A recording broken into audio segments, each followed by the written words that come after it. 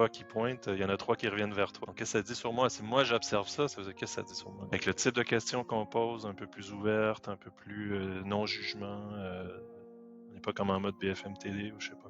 Bing, bang, bing, bang, bing. Se regarder voir, pour moi, il y a savoir dire stop à un moment donné à cette machine qui tourne et prendre du temps pour déjà apprendre à se regarder. Donc je pense qu'il y en a qui réussissent, mais ce sont pas beaucoup. Pour certaines personnes, il y a une forme d'incompréhension par rapport à cette pratique de s'arrêter, de prendre le temps, puis de regarder comment j'agis, euh, comment je réfléchis. Tu utilises le terme de boucle. Quelles sont mes boucles? Quelles sont mes habitudes? Pourquoi j'ai cette habitude-là? Voilà, toutes ces petites questions qu'on se pose, qu'on peut se poser quand on s'arrête. Et pour ma part, ben, j'ai eu la chance de juste en avoir marre et d'être prêt à dire stop. Là, on parle des pensées, mais il y a aussi tout l'aspect somatique, tout l'aspect sensoriel qui est aussi présent. Je sais pas comment toi tu vis cet aspect sensoriel. C'est drôle parce que dans un des dialogues qu'on a fait récemment en décembre, on a eu l'image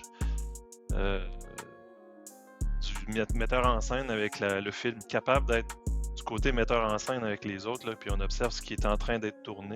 Et d'ailleurs, une des choses que je disais dans ce dialogue, c'était à quel point des fois on est en addiction à notre rôle dans le film. Et justement, se regarder voir, pour moi, ça permet de sortir un tout petit peu de cette addiction, au moins l'observer. Tu sais, c'est juste de prendre être capable de prendre un pas de recul. Bonjour et bienvenue sur Se Regarder Voir. Je suis Trémor Balbous, coach, facilitateur, formateur, et aujourd'hui, dans cet épisode, j'ai le grand plaisir d'accueillir Alexandre Thibault. Alexandre nous partage comment il a commencé à se regarder voir, l'impact que ça a sur sa vie au quotidien, le regard différent qu'il porte sur le monde et les défis pour lui et pour ceux qu'il regarde, qu'il observe autour de lui. Alexandre nous invite à ralentir, pour se connecter à soi et se connecter aux autres. Si tu veux soutenir ce podcast, me permettre de continuer à faire ces épisodes, je t'invite à t'abonner sur ta plateforme préférée, à mettre 5 étoiles sur l'épisode et à souscrire, à t'inscrire à la newsletter se-regarder-voir.com. Je reçois chaque 2 semaines, chaque mois, des invitations à un nouvel épisode. En attendant, retrouvons notre entrevue avec Alexandre. J'espère qu'elle te plaira. Moi, j'ai passé un merveilleux moment. Salut Alexandre Thibault. Bonjour. Je suis content de te retrouver sur Ce Regarder Voir. On va passer un temps, un épisode ensemble, Hmm? apprendre à se découvrir et à explorer ce que veut dire pour nous Se Regarder Voir et comment tout ça va se manifester, je l'espère, au cours même de l'épisode. Euh, Moi, je suis très mauvais à présenter les gens. Donc, je vais te laisser te présenter. Mais avant qu'on démarre justement avec les présentations et puis toutes ces choses-là, un petit tour de météo. Avec quelle énergie, dans quel état d'esprit arrives-tu ce matin? Ben, ce matin, moi, j'arrive plutôt relax. Je dois avouer que depuis 3 4 jours, j'étais pas dans ce même état d'esprit. On pourra peut-être en parler tout à l'heure. Mhm. Euh, je suis en Italie, donc on pourra aussi en parler tout à l'heure, mais en fait, Mhm. avec ma femme, on est nomade. Donc là, actuellement, on est dans les Pouilles. Donc forcément, c'est un climat un petit peu plus relax, on va dire, que ce que je vois dans les nouvelles ailleurs chez mes amis en Europe. Donc, ouais, et c'est une petite ville, donc ça s'appelle Trani. Et donc, ça correspond quand même à ce qu'on recherche en général. C'est des endroits où, au moins plusieurs semaines dans l'année, on est dans des endroits pas mal moins euh, busy, ou je sais pas trop, Mhm. énervé que ça pouvait être quand on habitait à Paris, là. Donc ça correspond avec mon état d'esprit ce matin. Je suis relax. Tranquille. Mm. De mon côté, j'arrive un peu courbaturé. Ma saison de ski démarre tard, j'ai pas de conditions physiques et j'ai fini dans un triste état dimanche. Donc j'en paye encore un peu les conséquences.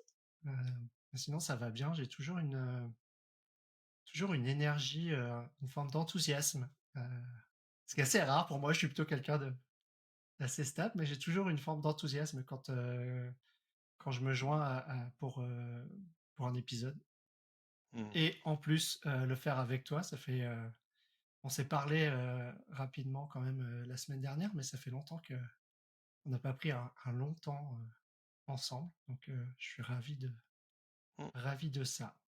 J'ai essayé de prendre le début de la matinée, assez tranquille pour, être dans les meilleures dispositions maintenant pour, ce temps ensemble.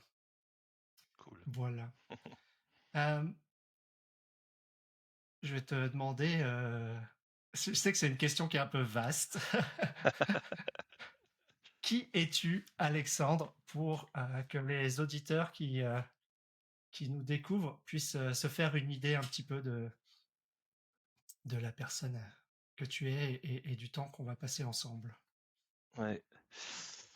Euh, ouais, surtout que ça a beaucoup bougé pour moi depuis quelques années, là. Donc depuis 2, 3 ans. Euh, Ça aurait été une question beaucoup plus simple à répondre avant, là. Tu sais, j'étais assez convaincu de ce que je pouvais envoyer, parce que dans le monde, on va dire, standard, quand on se présente, c'est drôle parce que je lisais un livre de Ulrich Beck actuellement, La Société du risque, et il a écrit ça en 85. Il disait que c'était assez nouveau que les gens se présentaient avec la fonction qu'il y avait dans le monde. Donc, je Mmh. pourrais dire que ben, j'ai déjà fait 15 ans de développement logiciel, j'ai fait une dizaine d'années en tant que coach agile, Scrum Master, coach d'organisation. Donc, souvent, on se présente par ce qu'on fait. Donc, c'est assez rigolo. Et pas nécessairement par ce qu'on croit ou je pense que dans le passé, on aurait pu dire je suis chrétien ou quelque chose comme ça. Bref, donc, ouais, moi, je viens du monde, dans le monde du travail, de l'informatique. Euh, Sinon, je suis né au Québec. Je suis arrivé en France en 2005 et je suis aussi aujourd'hui français depuis quelques années. Donc, j'ai la double nationalité. Donc, c'est des étiquettes que je Mmh. peux présenter. Je suis franco-québécois. Franco-québécois, coach agile, Ça claque. informaticien. Voilà. Et no- une étiquette que je m'appose moi-même, mais que le monde pourrait m'apposer aussi, c'est nomade. Donc aujourd'hui, assez Mmh. curieux, voyageur. Euh, j'ai déjà voyagé dans une quarantaine de pays, mais ça aussi, ça a bougé. La façon de voyager euh, est différente aujourd'hui de ce que je pouvais faire en étant entre autres à Paris, où je partais en week-end en avion à gauche, à droite, à chaque 2 week-ends. Une des raisons pourquoi j'étais venu à Paris au début. Euh, je pouvais aller à Vienne un mois. Après ça, le mois suivant, je vais à Séville. Donc, beaucoup d'avions avant. Mmh. J'ai bien dit avant. Donc, ça a beaucoup bougé aussi au niveau de la conscience écologique. Donc il y a plein de choses qui ont bougé pour moi dans les dernières années. Donc, je peux m'arrêter là pour l'instant. Je pense qu'on va avoir le temps de développer pas Ouais. mal Mais de une autre ces façon, aspects-là. ouais, une autre façon de se découvrir, à la question, plutôt que de poser la question: «Qui es-tu?», qui amène, c'est vrai, la tendance, on l'observe à répondre un peu par le statut, par, les fonctions, Hmm. par, les origines et les étiquettes. J'aurais pu te demander, qu'est-ce qui te fait kiffer, en fait? Hmm. Lire, j'adore. Découvrir, donc moi, c'est vraiment, je suis nourri avec la curiosité. Mais même ça, ça a bougé depuis quelques temps. J'ai eu quelques insights récemment. Euh, il y a, je pense que ma mère disait ça même quand j'étais gamin. C'était impossible de me coucher. Tu sais, je voulais toucher à tout, je voulais Mmh. tout voir. Euh, Donc ça va bien, hein, ça, regarder voir. Je pense je peux être un bon candidat pour ça parce que j'adore, on pourrait peut-être me taguer de voyeur, mais pas voyeur dans le sens négatif nécessairement, mais dans le Mhm. sens curieux, à la découverte de l'autre, donc apprendre des langues aussi, peu importe dans quel pays je suis, j'essaie toujours d'apprendre des mots, de rentrer en communication le plus possible avec les gens qui sont devant moi, que ce soit, peu importe c'est quoi leur fonction, je m'en fous moi en fait. C'est vraiment un Mm. truc où euh, je me rends compte en fait que je suis toujours curieux de l'autre. Ça me fait kiffer et donc ça m'amène à lire beaucoup de choses différentes. Je suis très éclectique, la musique c'est pareil, donc les restos ça va être pareil.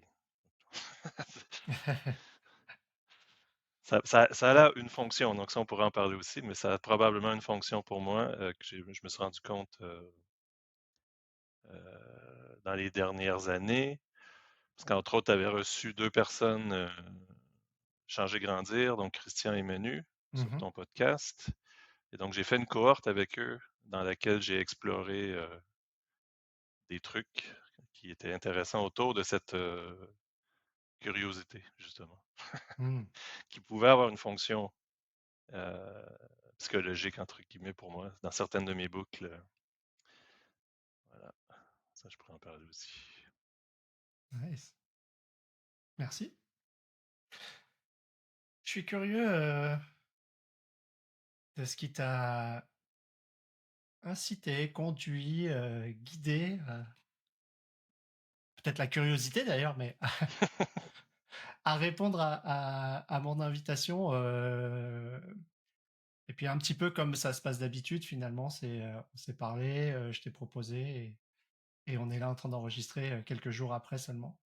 Hmm. Et je suis vraiment curieux au fond de toi, ce qui t'a guidé, ce qui t'a incité à répondre oui à mon invitation. Ouais, puis comme je t'avais dit il y a quelques jours, en fait, c'est une des rares fois où j'ai pas senti quelque chose de particulier dans mon corps où j'étais là, ah non, je vais être enregistré, il faut surtout pas. Hmm. Tu sais, il y a pas un mécanisme de défense sur je vais être exposé, je vais être vulnérable ou quelque chose dans le style. En fait, ça m'était arrivé quand même dans des podcasts que j'ai moi-même produits à l'époque avec des collègues et, euh, et dans d'autres que j'avais été sollicité pour mon rôle de Scrum Master, entre autres. Mhm. Et on dirait que c'est comme s'il y avait une maturité en moi ou quelque chose qui est là, qui est euh, euh, une forme de. Je suis OK de donner un exemple, peut-être, ou donner de Mhm. la permission à des gens de peut-être le faire aussi. Mhm. Et vu la démarche que j'ai depuis 2, 3 ans, euh, en fait, c'est juste logique. C'était juste logique pour moi de dire oui. C'était même réflexe. Je sais pas comment dire. Je suis pas passé dans un. Je suis pas passé dans des tergiversations, comme je disais tout à l'heure. Et une forme d'envie de partager si ça peut être utile à quelqu'un, cool. Euh, Mhm. voilà, donc ça va pas beaucoup plus loin que ça. Et la curiosité, évidemment, de l'autre côté. Moi j'ai un lien avec toi aussi. En fait, je t'apprécie beaucoup. Donc, euh, de contribuer à quelque chose que tu mets de l'énergie dedans, pour moi, c'est assez cool, quoi. Nice. Ouais. Merci. Et ça me fait vraiment plaisir que tu aies accepté sans toi, et que tu aies accepté naturellement, je vais dire ça comme ça. Et en plus que tu ressentes pas une pression ou quoi que ce soit ouais, quelque chose de naturel. Euh, Hmm. je trouve ça cool, et on va voir ce que ça va vers quoi ça va nous guider. Euh, Je vais avouer quand même Vas-y. que de toute façon, c'est comme n'importe quoi, tu sais, juste avant de monter pour une présentation dans une conférence ou un truc, forcément, il y a des petits papillons vite fait parce que ça va être enregistré.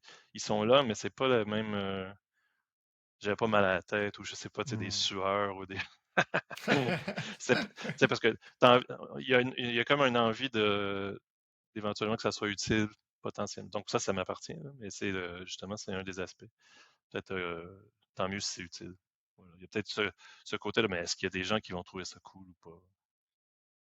Il y a des petits papillons juste pour dire, ah, on a parlé dans un dialogue récemment, tu sais, d'efficacité, de performance et tout. Donc, est-ce qu'il y a un peu de ça derrière sur, ben, j'ai pas envie de faire perdre du temps à des gens, peut-être, ou quelque chose qui m'appartient là, tu sais, je sens que c'est dans un petit coin, là, ça. Ouais, Voilà. cool. Mais j'espère que les gens, les personnes qui nous écouteront apprécieront Mm. l'invitation qui est faite. À chaque fois, j'essaye de faire des invitations et j'ai envie qu'on plonge dans la première question directement reliée, un peu habituelle maintenant sur ce podcast. J'arrive même plus à parler. Euh, pour toi, euh, qu'est-ce que ça signifie se regarder voir? Mm.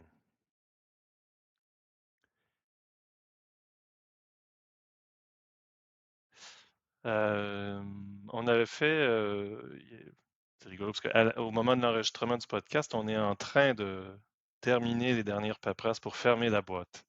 Mais on a créé Hmm. une boîte avec Swad il y a quelques temps euh, qui s'appelait Alento. Mais l'état d'esprit de la boîte et de ce mot, on va continuer à le faire vivre, peu importe. Et Alento, ça vient de ralentir, souffler, ça vient de alentar. On avait trouvé ça assez joli comme mot, parce qu'on trouvait que justement, il n'y avait pas assez de temps de pause ou de bulles d'air D'ailleurs, on a appelé un de nos événements les bulles d'air. Et Mhm. en fait, c'est des moments où vraiment on prend le temps, euh, entre autres, de dialoguer, mais tu sais, pour les individus, ça peut faire un endroit de, tu sais, le CPU qui descend. Hmm. On trouvait, même si euh, on participait nous-mêmes à des événements qui étaient créés par nos amis et tous nos collègues, on trouvait qu'il n'y en avait pas assez dans le monde du travail, on va dire. Dans ce monde en général, d'ailleurs. Et donc, ça veut dire que c'est de créer des conditions. Donc là, pour moi, se regarder voir, c'est aussi investir du temps à pouvoir se regarder, justement à voir qu'est-ce qu'il y a en nous. Et malheureusement, de nos jours, les gens, ils disent on n'a pas le temps. On n'a pas le temps, Hmm. on n'a pas le temps, on n'a pas le temps. Et en fait, on ne peut pas forcer les gens qui sont en panique et tout, euh, ou qui sont dans leur book, qui sont dans leur truc, mais malgré tout, en créant ces espaces, on a commencé à avoir beaucoup de gens qui reviennent, en fait. Hmm. Et donc, on créait l'espace, mais en même temps, ça nous a permis d'en profiter nous-mêmes. Donc, si je parle au jeu, ça c'est dans les cadres, on parle au jeu, mais je vais déjà parler pour moi. C'était des endroits où j'étais nourri pour ma curiosité dont je parlais tout à l'heure. Mhm. Mais c'est pas la même vitesse que lorsque je suis tout seul sur mon canapé ou dans un café. Où là, ma curiosité peut m'amener dans un piège. Ça, c'est des choses que je me rends compte. Peut m'amener dans un piège où je vais consommer des livres ou des idées ou des vidéos ou des podcasts en boucle qui vont me nourrir certes, mais je vais avoir moins de temps avec moi-même. Hmm. Donc Ça, c'est un peu. tourner vers le contenu, tourner vers la découverte extérieure, Mm, plus que de regarder quel effet finalement même la lecture, les phrases que tu es en train de lire peuvent avoir sur toi, sur ton corps, sur ta psyché. Et c'est c'est un ça. petit peu ça que c'est à ça que tu Ouais, penses un peu? ouais, ouais. Et, euh, Ok. et entre autres, avant, moi, je marchais dans la rue. Je donne un exemple hein, de Mhm. comment ça pouvait être. Euh, je pouvais même faire des choses en parallèle avant, mais ça, je n'irai pas jusque-là. Mais déjà, le- déjà en marchant dans la rue, je ne le fais plus aujourd'hui, mais j'écoutais des podcasts. Donc, j'avais toujours un casque sur la tête et donc, j'étais pas Mhm. nécessairement connecté à ce qui est devant moi. Donc, je pouvais observer dans la rue des choses, mais j'étais aussi dans le podcast. Donc, Il y a Mmh. quelque chose de très fragmenté. Ouais, ça, c'est un mot que j'aime bien. On pourrait dire que j'étais tellement à vouloir apprendre des trucs, être utile. C'est une identité que j'avais pour moi-même d'ailleurs, être resourceful, comment on pourrait dire ça en français? Euh, Être une référence. Ouais, un pourvoyeur Ouais, que ce soit les adresses de resto, les groupes de musique, Mmh. les livres à lire, les- tout. Euh, Moi, ça me servait dans un de mes drives qui était euh, d'être aimé, d'être utile, de faire partie. Euh, donc, donc, j'ai eu un moment donné où j'étais tellement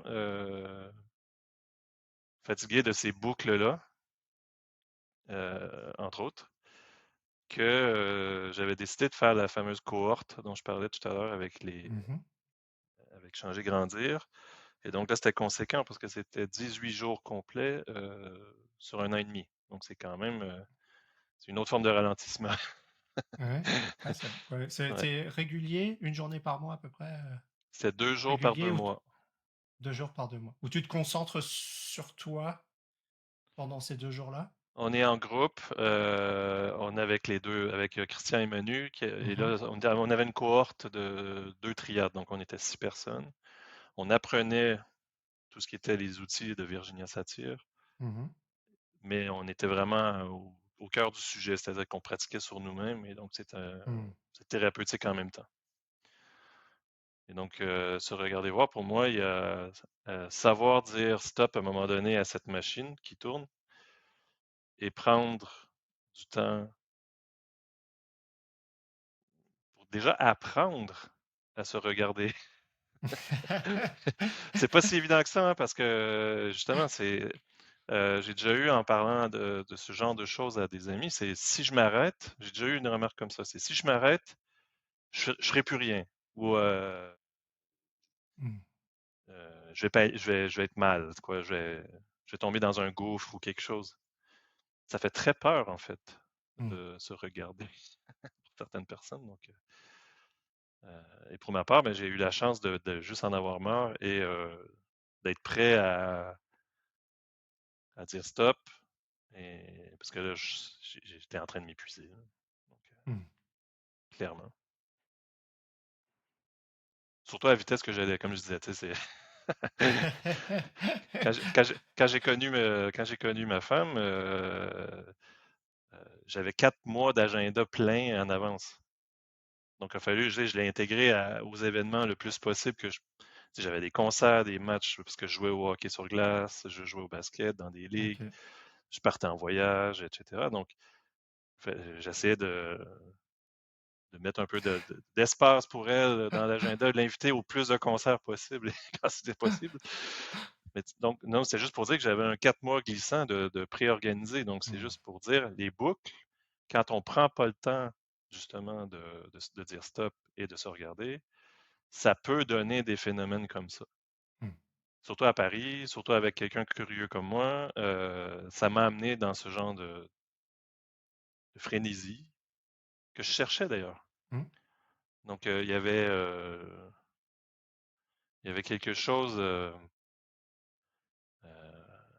que je cherchais en venant à Paris, en partant de Montréal, qui est plus relax, qui est quand même une ville, il se passe beaucoup de choses et tout, mais je cherchais une forme d'infini devant moi et ça avait une fonction, évidemment, d'anesthésie. De- Je voulais surtout pas regarder ce qui se passait en moi. Il fallait surtout que je m'occupe. Donc là, ouais. Ouais, ce que tu pointes comme schéma là je veux surtout pas regarder en moi ce qui se passe, et du coup, bah, j'ai tout un tas d'activités. Je peux imaginer que tes activités, tu les faisais pas tout seul, donc tu Mm, étais probablement pas tout seul dans cette dynamique-là. Tu avais tes amis, tes équipiers dans les équipes et autres. Puis tu disais tout à l'heure des gens autour de toi qui disent: «Mais si je m'arrête, je vais devoir me finalement, rester avec moi-même et me confronter à ça. Et moi, c'est quelque chose que j'entends aussi régulièrement autour de moi. C'est-à-dire que Mmh. même par rapport à ce que je fais, par rapport à ce podcast ou les livres, les blogs que j'écris sur ces sujets-là, euh, pour certaines personnes, il y a une forme d'incompréhension par rapport à cette pratique Mmh. de s'arrêter, de prendre le temps, puis de regarder comment j'agis, euh, comment je réfléchis. Tu utilises le terme de boucle. Quelles sont mes boucles? Quelles sont mes habitudes? Pourquoi j'ai cette habitude-là? Voilà, toutes ces petites questions qu'on se pose, qu'on peut se poser quand on s'arrête et qu'on a le temps de regarder. Moi, j'observe effectivement qu'il y a un certain nombre de personnes autour de moi qui, je sais pas si c'est de la peur, si c'est lié à de l'inconfort ou quoi, mais j'observe ce phénomène aussi. Et je vois des gens qui sont dans l'activité, dans prévoir, tu sais, ils sont encore à l'aéroport du dernier voyage ou dans le train du dernier voyage, qui sont déjà en train de prévoir le prochain, où est-ce qu'on va aller Ouais, la prochaine fois. Euh, J'observe ça souvent et je ne sais pas si au travers des dialogues que vous avez pu faire, au travers de ton propre travail, toi, tu as pu découvrir aussi, observer ce genre de schéma chez d'autres et découvrir ce qui finalement est une barrière, un frein, une distance par rapport à cette notion de se regarder, voir le monde en fait, de regarder quel sens est-ce que je donne à tout ce qui m'entoure, pourquoi je donne ce sens-là, qu'est-ce que ça implique mmh, comme nouveau type d'action quand je le fais. mmh. Et ce qui remonte pour moi aussi, c'est un truc que ça me permet d'être plus curieux dans mes échanges ou dans mon travail avec Mhm. les gens que j'ai devant moi et un peu de. J'ai pas envie d'être. J'ai pas envie de. Ça, c'est drôle. La compassion, ou tu sais, j'ai pas envie d'être condescendant, c'est pas ça. Tu sais, et pourquoi est-ce que je serais pas condescendant? En tout cas, on va pas aller là-dedans. Le, le, j'ai beaucoup d'empathie pour la personne qui a peut-être pas eu la chance de rencontrer quelqu'un qui lui fait le déclenchement du Mhm. ralentissement. Je sais pas comment dire, parce que moi, avant que je rencontre euh, que ce soit Manu, Christian, et que ça a donné derrière toi, François, en tout cas, plein de gens, euh, Julia, tout ça. Je veux dire, avant, j'avais pas vu de monde qui faisait. Il n'y a pas Mhm. d'exemple là, autour de moi. Tout le monde était dans la même machine, surtout que quand je suis arrivé, je suis arrivé dans les grands comptes parisiens. Fait que là, c'est beaucoup de violence au travail, quelque chose de. Même si c'est pas le pire milieu, il y a quand même tout ça qui est là. Mhm. Et ce que je voulais dire au départ, c'est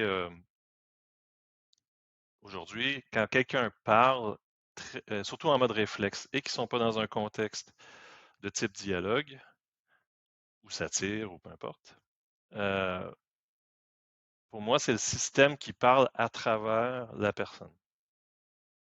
Mhm. Ça, c'est une croyance que j'ai aujourd'hui. Euh, Peut-être que ça va bouger dans 5 ans, je vais écouter ça, je vais me dire c'est n'importe quoi, mais euh, aujourd'hui, c'est une croyance pour moi. Lorsque c'est le réflexe qui parle, comment ça va, comme un lundi? Ce Mhm. genre ça, c'est des trucs sociaux, mais euh, quand la personne dit, ben, de toute façon, on n'a pas le choix, je me dis, c'est pas une personne qui est conne, elle voit rien. Non, je pense que c'est le système qui parle, éventuellement qui se défend même. J'ai cette croyance-là de cette énergie de quelque chose euh, qui est là, qui est notre réalité d'aujourd'hui. Et pour l'instant, la personne est prisonnière un peu de ça. Et moi, ça me fait un miroir un peu aussi. C'est OK, quand la personne a dit j'ai pas le choix, par exemple, Mhm. et là, moi, je me rends compte, ben, OK, à quel moment est-ce que moi, je me dis j'ai pas le choix? Euh, à quel endroit est-ce que je me sens menotté? Voilà. Donc Ouais, ce que j'entends dans ce que tu partages, c'est que il y a comme comparé à ce que tu expliquais avant, où tu étais un peu dans un mode d'automatisme avec des boucles qui hmm, sont là, il y a énormément de signaux que tu vois chez l'autre ou que tu détectes chez toi qui déclenchent ce questionnement envers toi, en fait. hmm, C'est ça que j'entends. C'est oui, qu'est-ce qui moi me limite, qu'est-ce qui me note et ainsi de suite. oui, Mais ça, c'est des choses que tu fais dans l'instant avec au moment où tu es dans l'échange, là, comme là maintenant, tu hmm, as une boucle en fond qui dit tiens, est-ce qu'il y a des choses qui me limitent, est-ce qu'il y a des choses qui me. oui. Ouais, Je ok. réussis plus qu'avant, oui. Je dirais pas que je suis un hyper avancé là-dessus, mais je suis un peu dans mes Mhm, premiers balbutiements là, d'être capable d'être un peu plus présent, pas juste dans l'échange, dans l'action, mais être capable de sortir. C'est drôle parce que dans un des dialogues qu'on a fait récemment en décembre, on a eu l'image euh, du metteur en scène avec le film. Donc on est en train de mhm, tourner un film et là c'est l'action et en fait d'être capable d'être du côté metteur en scène avec les autres, là, puis on observe ce qui est en train d'être tourné. Ça, j'y arrive de plus en plus. C'est pas quelque chose c'est une pratique, je crois, et c'est quelque chose que j'ai comme une intention d'être là-dedans aussi, là, mais mhm. euh, c'est assez nouveau là, pour moi. Ouais. Et d'ailleurs, une des choses que je disais dans ce dialogue, puis qu'on a pu échanger, on a observé, c'était à quel point des fois on est en addiction à notre rôle dans le film.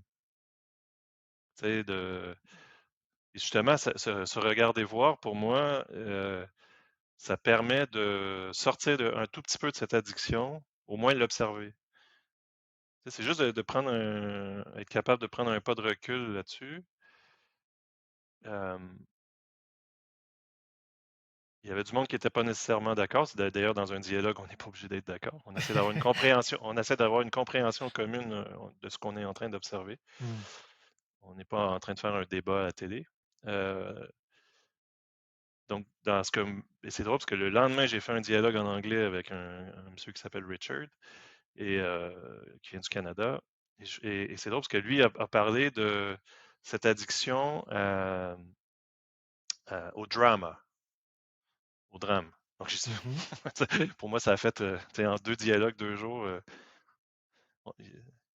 moi, je l'avais soulevé l'addiction au rôle qu'on pouvait jouer dans l'action. Et Richard qui parlait à un moment donné de l'addiction au drame. Je dis, ah, il y a un petit lien, je pense, il y a un mhm, truc. Et finalement, quand on fait du satire, un des exercices pour les gens qui ne connaissent pas, c'est qu'à un moment donné, on peut, donc les thérapeutes, ils vont nous dire, ben, OK, sur un sujet qu'on est en train d'évoquer, est-ce que tu as envie qu'on regarde ça un peu plus en détail? Et là, on devient un peu la star du truc et on place des acteurs devant nous. ok. Et on va faire, OK, ben, toi, tu vas jouer mon frère, toi, tu vas jouer ma mère, OK, puis là, il va se passer ça. Et là, on est metteur en scène. Donc là, c'est assez rigolo. Ça me fait penser à la même chose. C'est tout d'un coup, on se met en mode cinéma. Donc, ça sort un peu, on met en 3D devant nous quelque chose et on peut voir nos boucles agir. Et ce qui est Mhm, rigolo là-dedans, entre autres, c'est que les gens peuvent donner un feedback de comment ils se sont sentis dans ton rôle quand tu étais petit, ta mère, ton truc. Donc, c'est assez riche comme mhm, observation. Ça, c'est un truc. Mais si on n'est pas nécessairement dans un contexte de ce type en groupe, on peut déjà le faire même en échange de tous les jours, quoi, au travail, avec les amis et tout. Qu'est-ce qui se passe comme film actuellement devant nous, quoi? Et quel rôle on joue dedans? Et à quoi ça me sert, par exemple, comme je disais tout à l'heure, moi j'aime ça être tagué, euh, je suis plein de ressources, je peux vous aider, je peux vous donner des suggestions et tout. À quoi ça me sert? mhm, Donc, ça part d'où? Est-ce que je le fais vraiment pour moi? Et un truc que je m'étais rendu compte quand j'étais encore à Paris, et que j'allais à beaucoup de concerts, des fois j'amenais les gens et je regardais plus les gens regarder le concert. Mm. Et ça, tu t'en apercevais déjà à l'époque ou c'est des choses que tu t'es rendu compte Je- J'ai commencé à dernièrement en revenant dessus un petit peu on va dire il y a 4-5 ans à peu près. D'accord. C'était peut-être les premiers trucs. Je me suis dit, voyons, en fait, je continuais à aller au concert, mais j'avais plus la même énergie. J'étais fatigué ça peut être compréhensible vu le nombre de choses que je faisais. Mhm. Et en fait, je continuais à y aller parce que j'avais une forme de récompense derrière qui était, j'ai trouvé le concert que la personne, mon ami, est en train de kiffer. Hmm. C'est un peu tordu, mais et là, dans les derniers concerts que j'avais faits, j'ai dit non, moi je vais regarder le concert. Si mon ami aime ça, cool, on en reparle après. Et je vais essayer d'en profiter un peu plus du groupe que j'adore. Mais pendant très longtemps, c'était plus important pour moi de regarder les gens kiffer que de moi-même être là au concert. Hi-ha! Ouais. Et ce que j'entends, c'est que pendant toute une période, t'es devenu conscient de ces éléments-là Mm. petit à petit, mais à l'époque, tu n'avais pas forcément de pratique particulière qui t'aidait. Non. Ça c'est apparu un peu naturellement pour toi? C'est quelque chose qui est apparu parce que tu avais déjà commencé à rencontrer des gens? Tu parlais tout à l'heure d'avoir des gens qui le faisaient autour de toi ou qui modélisaient un peu certains comportements. Est-ce que à cette époque-là, c'est quelque chose qui est venu naturellement et qui t'a attiré vers d'autres personnes? Ou bien, tu sais, comment ça s'est passé pour toi ce transfert-là de qu'est-ce que tu as pu observer à l'époque? Qu'est-ce que rétrospectivement tu es capable de voir? Rétrospectivement, je crois que c'est ma femme qui l'avait détecté. Mm. Je dis, en gros, pourquoi tu regardes pas par là-bas? Maintenant que j'y pense. Donc, je pense qu'elle a déclenché beaucoup de choses euh, parce que là, ça fait plus de 10 ans qu'on est ensemble. Et, euh, et c'est quelqu'un qui est capable de s'asseoir sur le canapé et de juste être en méditation ou en réflexion. Et ça, moi, j'étais comme, Mm. ça va? Tout va bien. Oui, oui, tout va bien, je réfléchis. Et wow. Tu sais, pour moi, c'était Mm. nouveau. J'étais plus habitué d'être en groupe, euh, aller au resto, aller au bar, aller au concert, aller, tu sais, être en groupe aussi pour aller faire un match de basket, de hockey, tout ça. Faire le troisième mi-temps pour les rugbyman. Donc, c'est d'être toujours en groupe. Fait que finalement, je réfléchissais en groupe. Moi, ça a été, c'est mon mode par défaut, mais déjà d'avoir quelqu'un à côté de moi qui est capable de le faire juste sur le canapé puis pas avoir de livre à côté d'elle et tout, wow, c'est nouveau pour moi. Donc, Mm. voilà. Et donc, elle me l'avait pointé au concert aussi à un moment donné, une fois ou deux. Et là, c'est vrai, je dis, mais pourquoi? Tu sais? Puis j'ai pris une pause, un moment Mm. donné, de concert. Je n'avais pas fait beaucoup de concerts. Puis quand je suis retourné, ben, j'avais une autre attitude, entre guillemets. Et après sont venues les rencontres, à peu près en même temps d'ailleurs, mais on n'avait pas commencé rien de thérapeutique, là.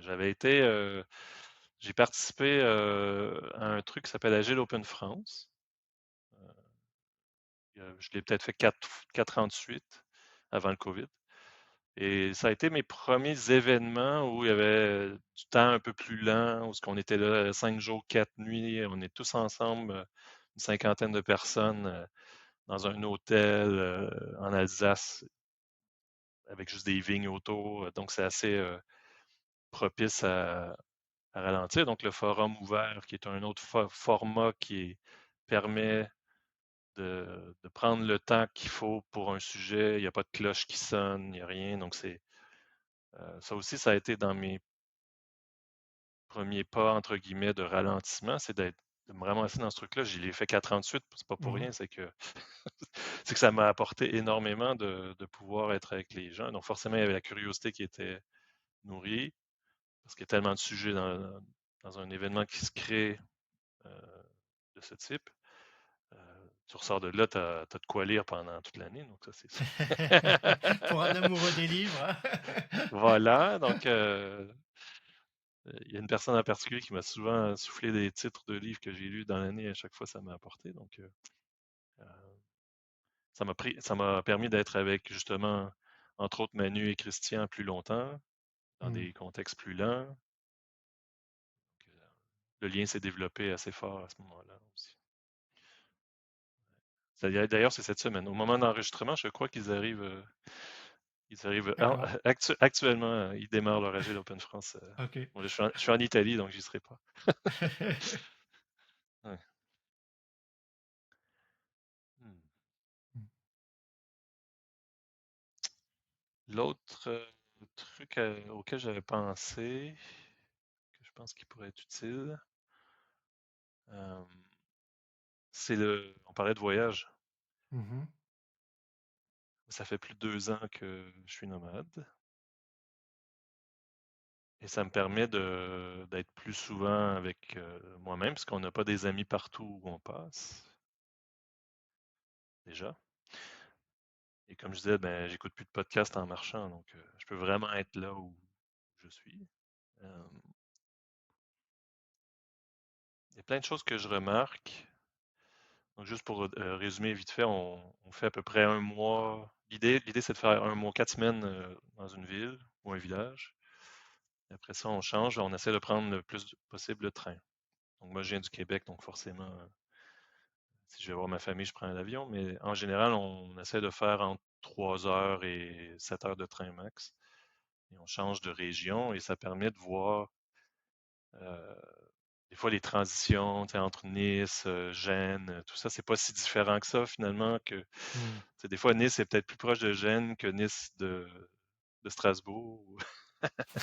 Dans le style, que ce soit le style de vie, la bouffe, la température, l'architecture. Mmh. Ok, ça, c'est assez rigolo, on peut observer ce genre de choses. Mais si je reste sur l'observation, donc ce que moi je vois, et ce que ça renvoie, évidemment, euh, c'est tout ce qui est autour du tourisme. Donc ça, tu me demandais ce qui me fait kiffer. Ben, la Mmh. sociologie du tourisme, c'en est un. Mmh. Et donc ça a été un de mes gros sujets, on va dire 2023. Euh, j'ai lu pas mal de livres là-dessus, tout en faisant mes propres échantillonnages européens. Euh, je l'ai fait aussi au Québec. J'ai passé quand même quelques mois au Québec. Et, euh, et une de mes observations, c'est que pour moi, pour beaucoup, beaucoup, beaucoup de personnes, voyager, c'est du travail. C'est-à-dire? C'est-à-dire que, surtout aujourd'hui, avec tous les réseaux sociaux, les gens ne sont plus en train de voyager pour découvrir, euh, se connecter avec quelque chose de nouveau, éventuellement être un peu mal à l'aise avec la nouveauté, Mmh. l'étrange, le pas habituel. Ce qui est plus important, c'est de trouver le bon angle de vue pour une photo, pour faire une Mmh. vidéo, pour arroser les avatars de différents réseaux. Donc, c'est-à-dire que c'est des facettes d'eux-mêmes qui sont sur, mettons, Twitter, LinkedIn. Donc, il y a la partie pro, Instagram, Facebook, etc., TikTok, peu importe lesquels. Donc, mais supposons que tu en as 8 réseaux. Là, tu dois arroser à gauche, à droite, et en fait, tu vas faire un genre d'éditorial sur qu'est-ce que tu mets où sur le truc. Mais je me dis que moi, ça fait un bout que j'ai supprimé les comptes, parce que je m'étais Mmh. rendu compte de ça aussi un peu. J'avais cette intuition, mais je ne pouvais pas mettre de mots dessus. En fait, ça fatigue, parce que tu dois te nourrir la bête, entre guillemets. Donc, et pour moi, il y en a, je pense, qui ils arrivent, ils s'écrasent, ils vont prendre un bouquin, ils vont lire, puis ils sont pas avec leur téléphone tout le temps. Mais on voit beaucoup de gens, finalement, beaucoup plus de monde d'ailleurs qui voyagent. Quand je compare mes photos des débuts des années 2000 à aujourd'hui, Mmh. sur certaines places, il n'y avait personne avant. Maintenant, il y a comme ça, t'as du mal à marcher. Tu as beaucoup plus de monde qui ont besoin. d'aller, c'est un comparateur social de pouvoir dire j'ai fait Rome, j'ai fait Séville, j'ai fait Lisbonne, j'ai fait. Donc il y a comme quelque chose pour moi de checklist, Mhm. de to-do list qui me fait penser beaucoup au monde du travail avec les post-it, puis là on avance les trucs. D'ailleurs, il y en a qui font des bucket lists de tout ce que tu dois faire dans ta vie. Je dois avoir fait du saut en parachute et tout. Donc, mais déjà dans le tourisme, ça reflète pour moi quelque chose qui est de cet ordre du travail, de la machine, de quelque chose qu'on finalement ça contribue pas à se regarder voir justement, à prendre un temps, à ralentir. Donc, je pense qu'il y en a qui réussissent, mais ce ne sont pas beaucoup. Parce qu'aujourd'hui, c'est plus important. Comme je disais, moi avant, je regardais les gens regarder les concerts, mais Mhm. c'est plus important pour les gens de se faire liker sur des choses qu'ils ont mis en ligne que d'être vraiment avec les gens. Et moi, je le vois, euh, euh, les gens vont faire un selfie ou mettons, le copain prend sa copine en photo devant la fontaine, place d'Espagne à Séville, au hasard. Donc, c'est une vraie histoire.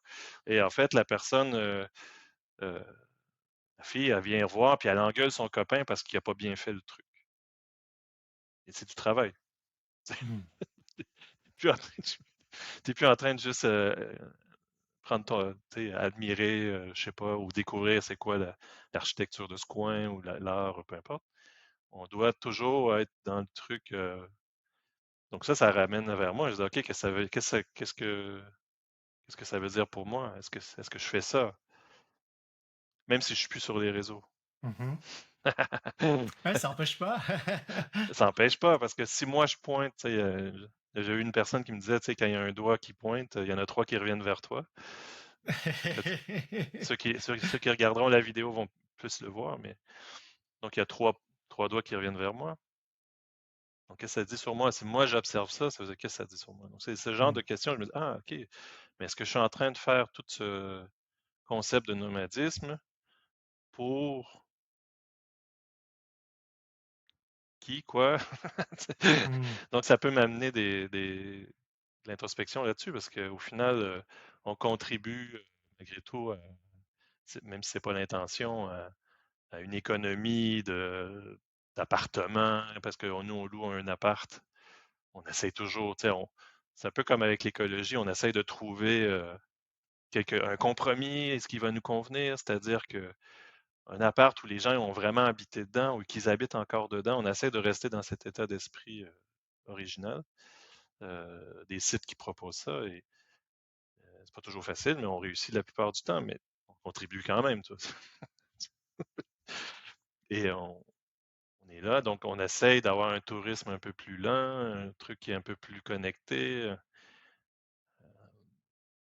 Mais malgré tout, Ouais. ça nous amène des questions. Je dis, est-ce qu'on fait ça juste pour accumuler? Est-ce que c'est... OK, donc sachant que moi, ma curiosité, ça me servait à être utile, à être cool, à être resourceful et tout, ben, si j'ai pris le temps de me regarder, comprendre cette boucle-là, est-ce que c'est encore une utilité de faire le nomade? Non, non. De temps en temps, ça revient là, sur la table avec ma femme. Là, Ouais. Mais c'est vrai qu'il y a un côté, comment je pourrais nommer ça? Il y a un côté boucle infinie. Hmm. C'est-à-dire que moi, je me rappelle de séquences dans les programmes de facilitation ou de leadership que j'ai pu faire. Ouais, c'est autour des années 2014-2015, dans ces temps-là, où c'est euh, comme toi, tu as pu faire satire sur une longue période où il y a ces phases d'introspection. Là, c'était d'autres types de programmes, mais où on était sur des semaines complètes en mode intensive. Mais de me sentir même physiquement dans une espèce de chute libre. Hmm. Euh, où prenant conscience que chaque, tu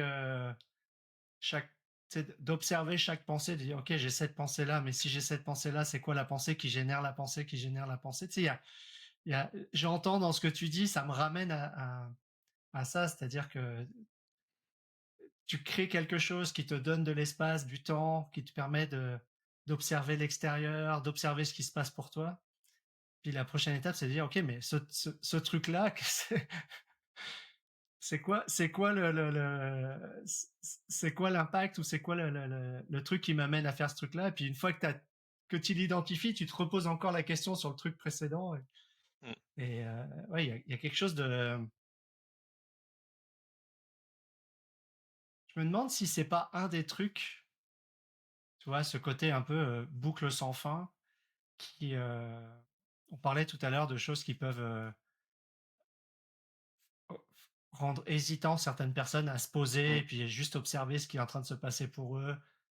De façon. Puis là, on parle des pensées, mais il y a aussi tout l'aspect somatique, tout l'aspect sensoriel qui est aussi présent. Je sais pas comment toi tu vis cet aspect sensoriel, mais il y a aussi tout l'aspect sensoriel qui est présent. Et je me demande ouais, à quel point ça peut être un frein, si je peux appeler ça comme ça, euh, pour certaines personnes. Je sais pas quelle Mm. expérience toi tu as vécu par rapport à ça, perso, et puis qu'est-ce que tu observes, parce qu'en plus vous êtes deux, vous avez la Ouais. chance de le faire à deux.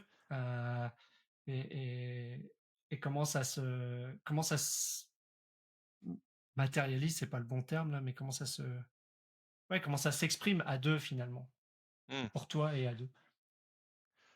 Euh, ben déjà, je crois que c'est toi qui m'avais mis ce petit warning à un moment donné. On s'était échangé de mémoire, j'étais en Croatie. Et on avait décidé de faire un échange il y a peut-être un an et demi ou deux. Tu m'avais dit, watch out, Mhm. ce truc sans fin, là. Et, euh, oui, je peux le sentir. Et en fait, je trouve que la différence aujourd'hui, c'est que je sais prendre des paliers aussi. Tu sais. Rester à un Mhm. endroit. euh, je suis pas parti dans un. Parce que ma curiosité aurait pu m'envoyer dans la boucle infinie encore. Là, tu sais, je sais aussi profiter de moments où OK, il s'est passé ça pour moi, il y a peut-être ça qui a bougé pour moi, j'ai voyagé vers quelque chose d'autre, euh, chill, tu vois. Mhm. Donc j'en ai fait beaucoup pendant un an ou deux, euh, pas juste dans les cohortes satire, d'ailleurs. On a fait des enquêtes de cohérence personnelle, Mhm. entre autres avec François à Montréal, et toi. Et mais j'ai pris comme un an là, à être sur ce truc où je suis capable d'observer. Ce qui change, c'est le non-regret. Tu sais, parce que il y a quelque chose là-dedans. Je pense que c'était dans votre échange avec Jean, Manu et Christian où ça m'a fait rire parce que j'ai eu ça aussi. C'était le qu'est-ce qu'on va dire de moi. Tu sais, j'ai dit un truc il y a 5 ans, 6 ans sur le Mhm. Scrum ou l'Agile. Puis là, il y a du monde qui me cite chez des clients à Paris, entre autres. Ouais, mais Alex Thibault a dit ça, donc. Puis je suis là, non. Tu sais, mais en fait, aujourd'hui, c'est correct. Tu sais, c'était moi à ce moment-là avec la très bonne intention. J'étais pas mal intentionné, donc ça, c'est cool. Aujourd'hui, je dirais plus la même chose avec des choses que j'ai découvertes et c'est correct aussi. Tu sais. Le fait que ça soit enregistré aujourd'hui, ben dans 5 ans, je dirais peut-être pas la même chose pareil. Mhm. C'est correct, c'est correct. Donc, il y a quelque chose de plus apaisé là-dessus pour moi. Euh, je suis pas en train de courir après la meilleure version de moi-même. On va Mhm. dire ça. Ça, c'est quelque chose qui me fait peur beaucoup. euh, Parce que tu as une évaluation, puis tu as quelque chose qui s'autoflagelle beaucoup là-dedans. Là. Toujours avec la meilleure, puis là, ça. Non, moi j'aime beaucoup dans un livre, je sais plus comment il s'appelait, Kaufman, je crois, mais Transcend en anglais, et qui avait une image plus de voyage, tu sais, en bateau, puis on choisit d'aller vers un autre lieu.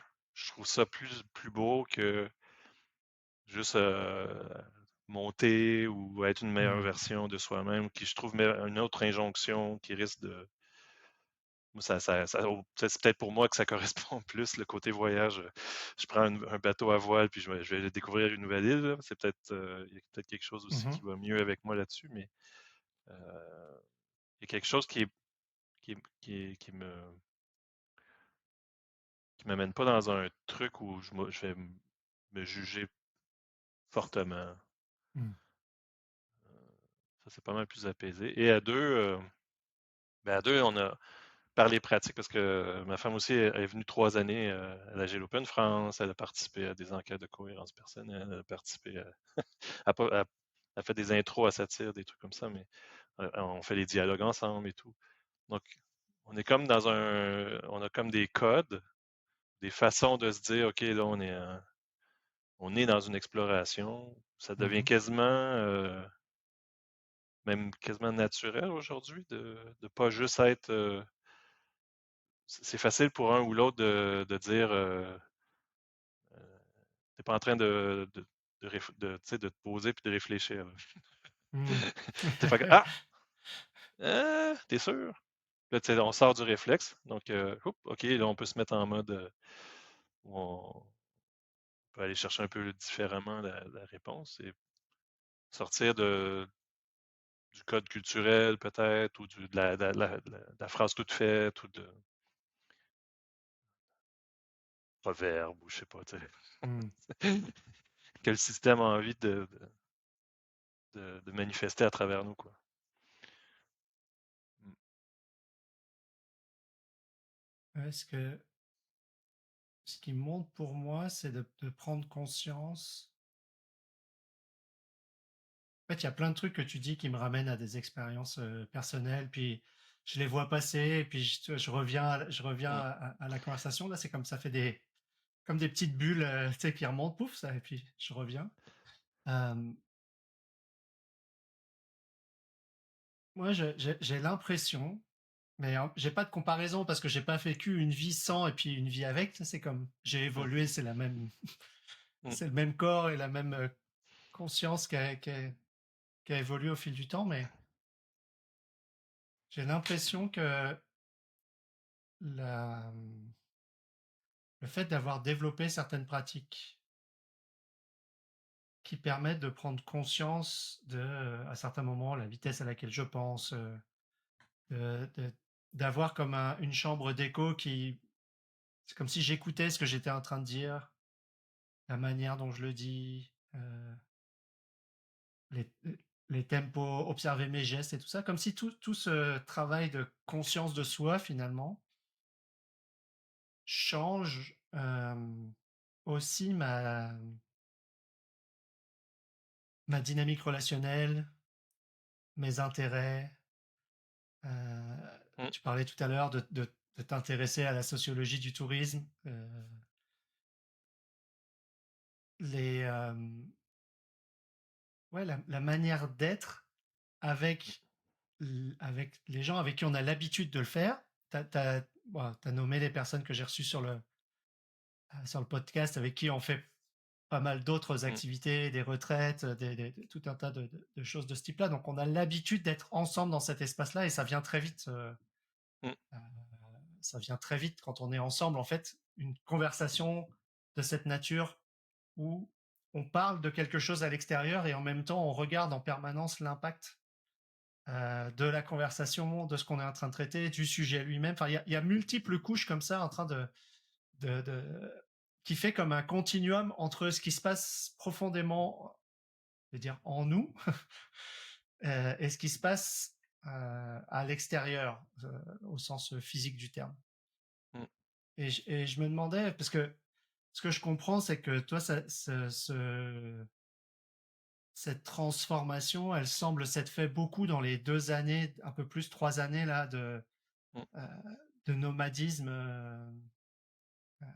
où vous êtes principalement à deux, enfin très souvent en tout cas à deux. Vous avez, j'entends cette dynamique commune, et je me demande à quel point le fait de retourner ponctuellement dans la famille ou de retourner ponctuellement voir les amis parce que vous êtes loin, à quel point tu peux observer l'influence de toutes ces pratiques, Mmh, de tout ce cheminement sur toi, sur tes relations, sur le regard des autres vis-à-vis de vous. Ma question est large et un peu mmh, multiforme, mais ça me ça me rend curieux. Une des raisons qui me rend curieux, c'est que c'est dur euh, de le voir pour soi-même. Et moi, j'ai du mal à mesurer aujourd'hui. J'ai pu le mesurer à certains moments. Tiens, ah ça a changé, ça a changé ma relation. Mais aujourd'hui, c'est comme devenu fluide dans ma vie et les changements datent d'un certain temps. Donc, je suis curieux aujourd'hui de comment toi, tu as vécu ce changement et qu'est-ce que tu observes aujourd'hui de ces mmh. transformations.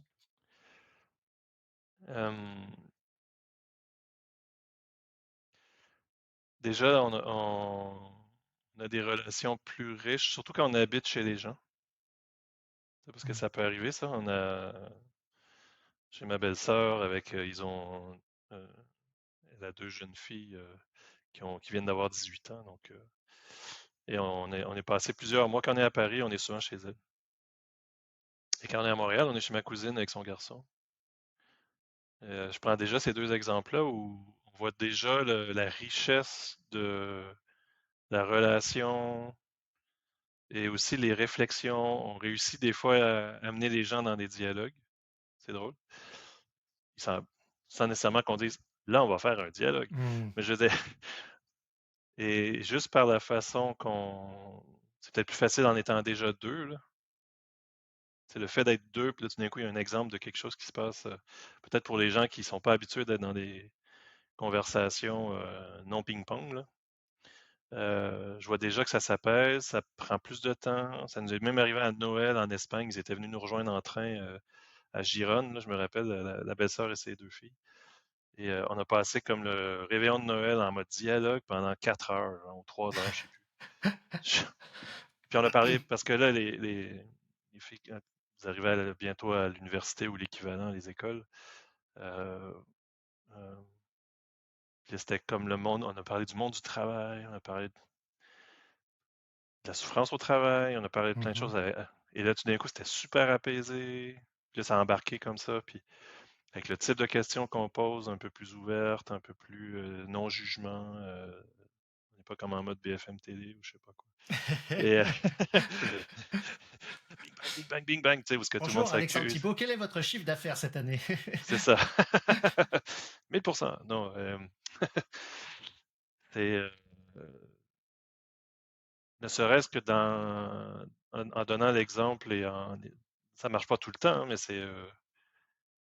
on dirait qu'il y a quelque chose d'apaisant. Et quand je fais même pas juste en famille comme ça, mais lorsque je fais une vidéo avec quelqu'un que j'ai pas parlé depuis longtemps Mhm. et qui sont pas nécessairement justement dans cette démarche-là, pas complètement, ils ont peut-être déjà assisté à un truc ou deux, mais euh, je vois que leur passe, c'est en fait, ils se rendent pas compte des fois que ça fait 1 heure et demie qu'on parle. Mm. Il y a quelque chose tout d'un coup qui, fou, puis là, il s'ouvre, puis finalement, il y a beaucoup de choses qui sont dites, qu'évidemment, je réponds, je répéterai pas ici, mais tu sais, il y a beaucoup de confiance, euh, puis là, ça m'a fait du. Puis à un moment donné, on arrive à un endroit où tu sais, on est complet, tu sais, on s'est mis à Mm. jour, mais pas en mode Facebook. On s'est on s'est- on s'est pas juste mis à jour. Oui, je suis là. Oui, je suis là. Tu sais, ça prend 3 secondes au début. Et après, qu'est-ce qui se passe pour toi vraiment et tout. Et puis on n'est pas en mode coaching non plus. C'est ça qui est weird. Tu sais, c'est Mm. pas je suis en train de coacher la personne et là j'ai mon plan ou je sais pas. Tu sais, je suis pas là-dedans. Je suis juste moi, Alex, qui a envie de parler avec quelqu'un, un ami, un ancien client ou tu sais, avec qui j'ai développé des liens un peu plus amicaux et tout. Et, euh, et en fait, il y a quelque chose qui se passe comme avec un client à un moment donné que j'avais. Euh, C'était la première fois qu'il était product owner dans sa vie. C'est un monsieur qui a un certain background et tout, qui est dans une grosse firme d'ingénieurs. américaine et tout. Et puis, à un moment donné, il disait le feedback, il disait, c'est drôle, on dirait que on fait pas vraiment de l'agile. Tu sais, il comprenait pas. Il dit, mais je me sens bien, là, mais je veux dire, c'est comme si on philosophait puis où j'étais chez le psy. Peu importe les mots qu'ils peuvent dire, les gens, il y a comme ce truc qui est comme plus lent, qu'on a le temps de vraiment pas juste aller sur la to-do list ou Hmm. l'outil. Il va y avoir de ça, hein, parce que forcément, euh, je suis quelqu'un qui a des ressources. Donc, Tu les as pas perdus? j'ai plein de suggestions de vidéos, de lecture, de trucs, il n'y a pas de souci, mais il y a comme quelque chose qui se passe de différent par rapport à avant où j'étais plus pushy. C'est comme ça qu'on fait, Hmm. où j'étais plus dans le consultant. Et là, aujourd'hui, ben, c'est dans la vie de tous les jours. Donc, c'est assez intégré, même quand je suis dans des cafés ici, parce que quand on est là 4 semaines, de temps en temps, il y a certains serveurs avec qui on va parler la troisième, quatrième semaine. Comment ça se... Mais vous partez jamais, c'est quoi? Si, on va partir bientôt, mais... et donc, ça nous est arrivé, entre autres, avec Panos à Athènes.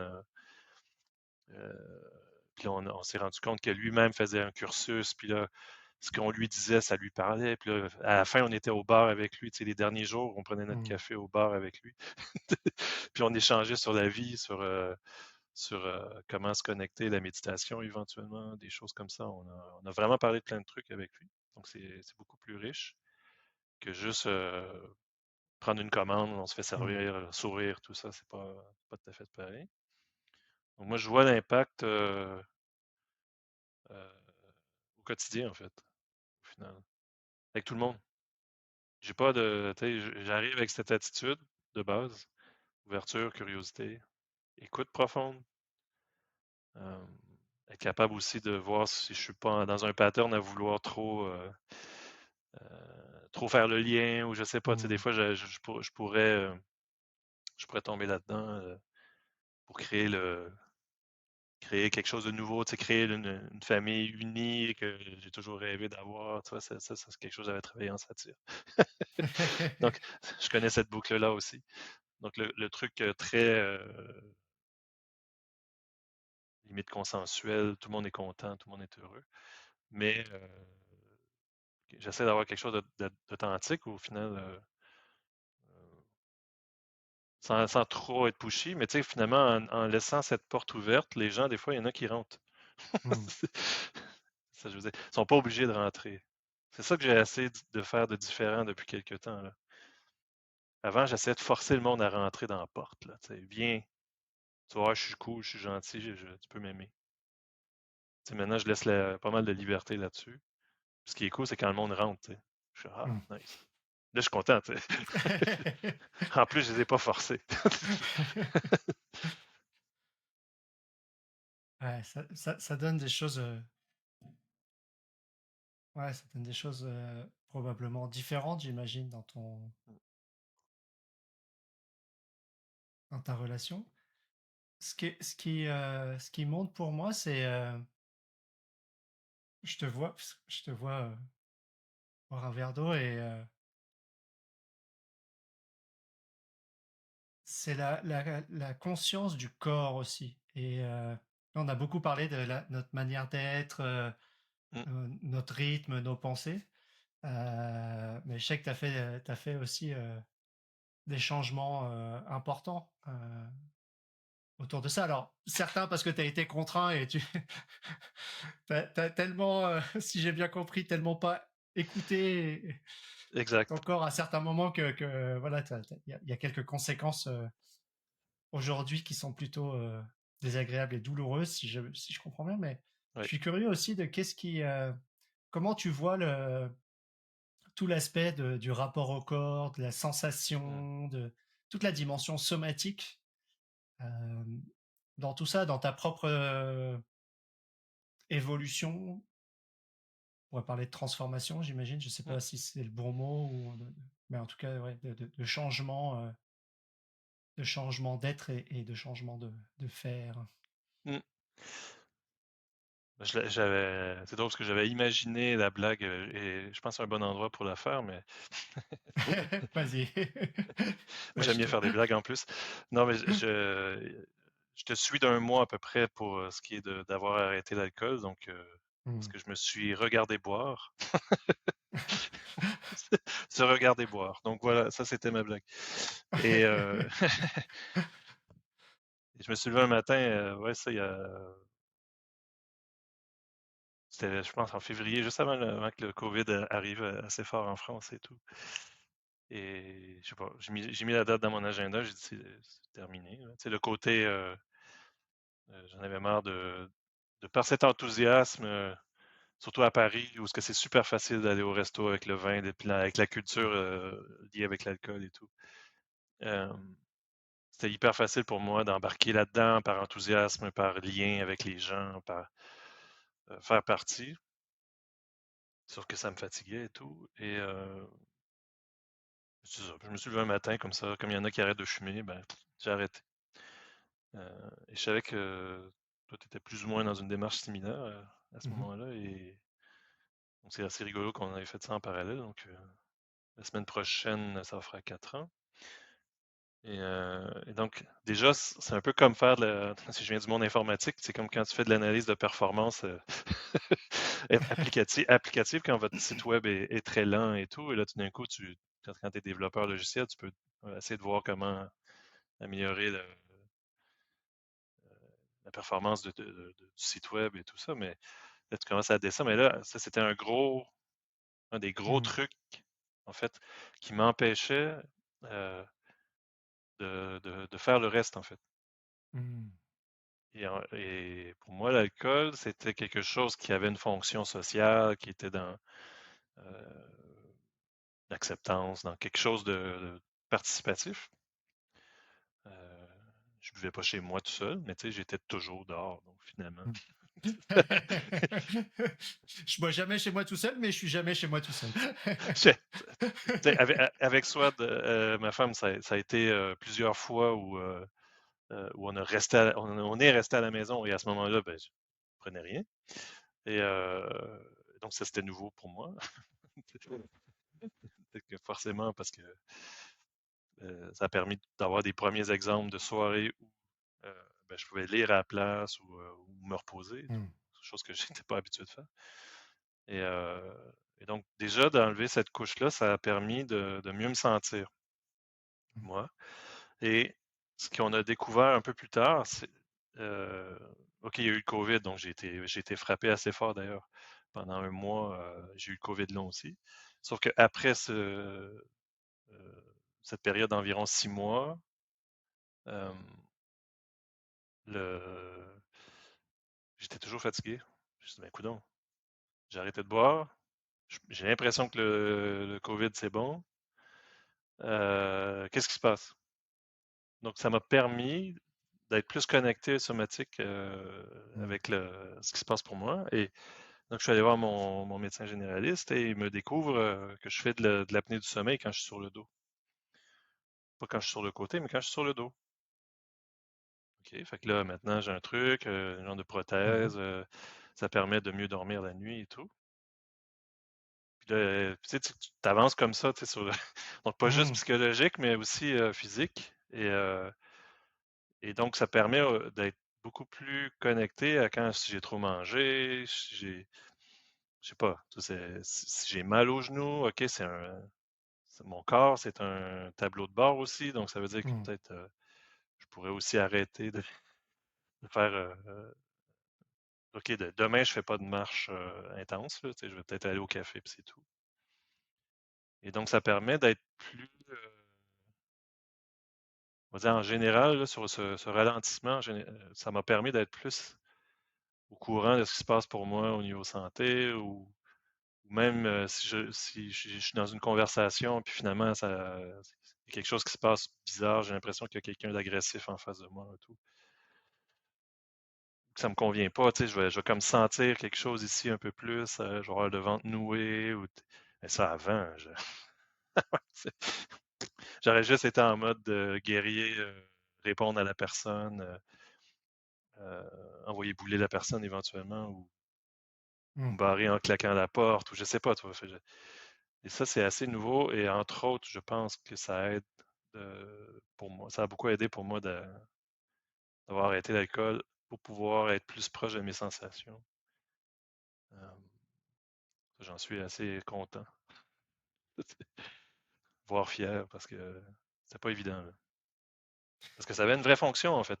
Et lorsqu'on a une habitude comme ça qui tourne, euh, j'avais lu The Power of Habits, un bouquin, Le pouvoir Mmh. des habitudes. C'est quoi mon reward? C'est quoi la récompense Mmh. qui remplace le côté social? Ben moi, c'était entre autres de pouvoir lire des livres que j'avais toujours envie de lire et pas finir dans le lit puis à émerger en après-midi. Puis là, finalement, tu perds aller marcher dans un parc. Je le faisais pas. Je le faisais pas. Donc, dès que j'avais un peu d'énergie, hop, je repartais pour aller voir les copains, aller voir un concert, aller voir du théâtre, je sais pas, faire un truc. Forcément, derrière, il y a un resto, forcément, ça recommence. Puis finalement, tu n'es jamais connecté avec non seulement ta psyché, mais aussi ton corps. Mmh. Ouais, je m'intéresse actuellement à différents sujets justement autour de la santé. Et récemment, j'ai fait un bootcamp autour de la respiration.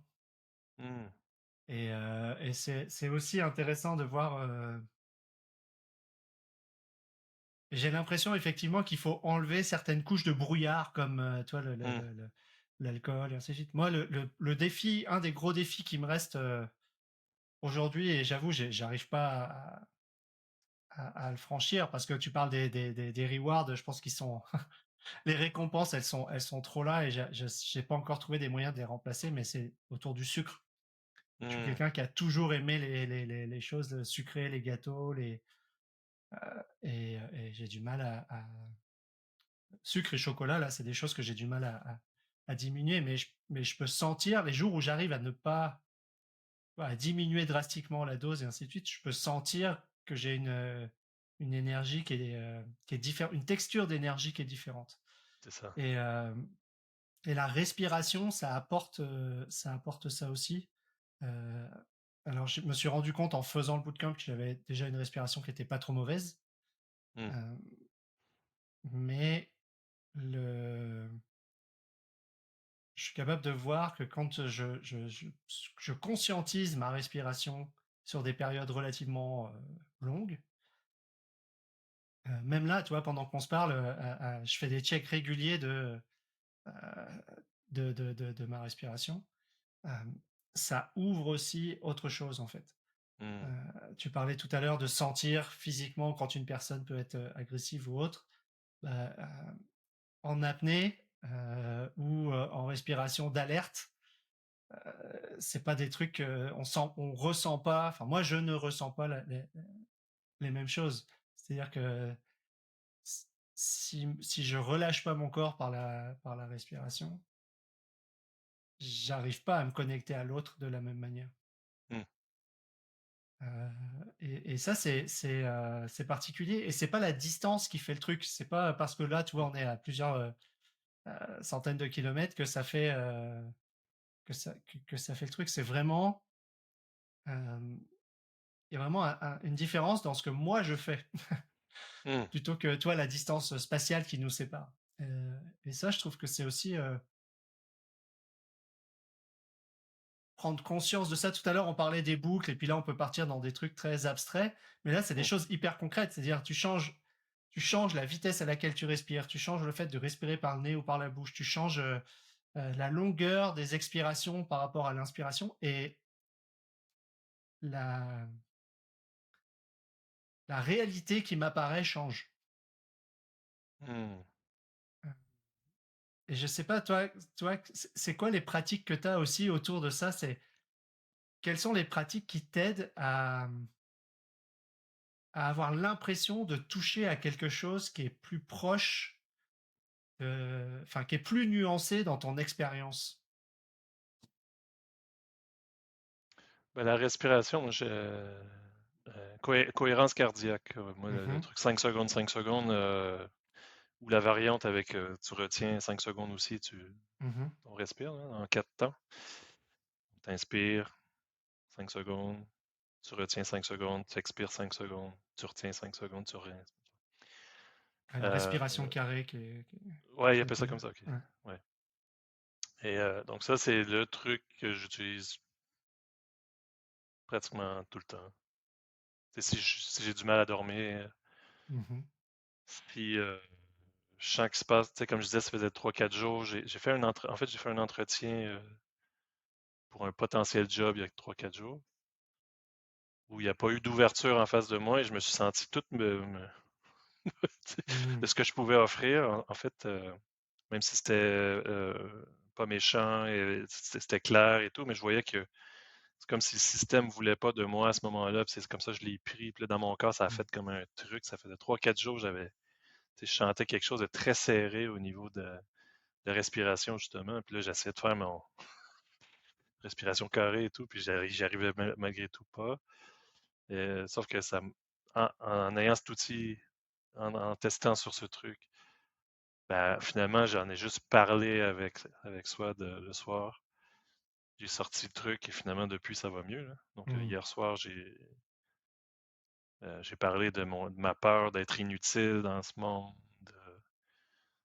de plus être aimé pour ce que je peux apporter, des choses comme ça. Donc, euh, c'est aussi un indicateur parce que même avec les exercices de respiration, si c'est encore tout serré et tout, euh, il y a quelque chose.